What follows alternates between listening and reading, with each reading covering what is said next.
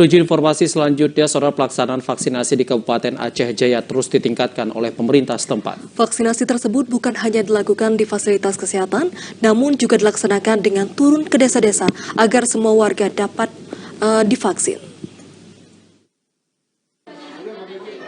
Menjelang bulan suci Ramadan, petugas kesehatan bersama dengan berbagai pihak terus menggenjot pelaksanaan vaksinasi COVID-19, baik dosis pertama, kedua maupun dosis ketiga.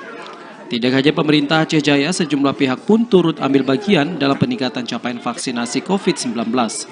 Di Pasar Gede Pangga, ratusan warga tampak sangat antusias mengikuti vaksinasi yang bekerjasama dengan pihak pengusaha di daerah ini.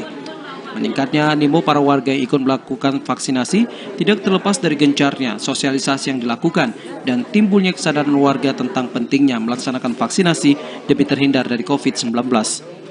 Kabak Ops Polres Aceh Jaya, Kompol Asyari Henry menjelaskan pada vaksinasi yang digelar di Kecamatan Pangga menargetkan 500 warga bisa tervaksin.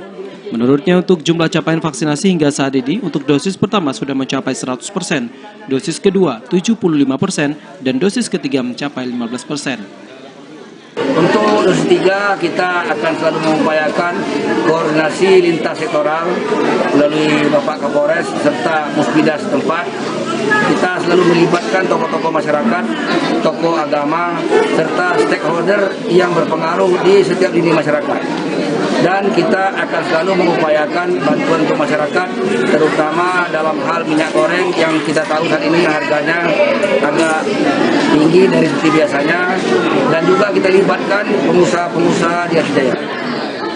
Pada kegiatan vaksinasi ini, pihak petugas juga memberikan minyak goreng secara gratis.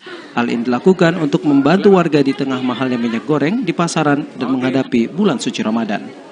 Dari Aceh Jaya, Musliadi, TVRI melaporkan.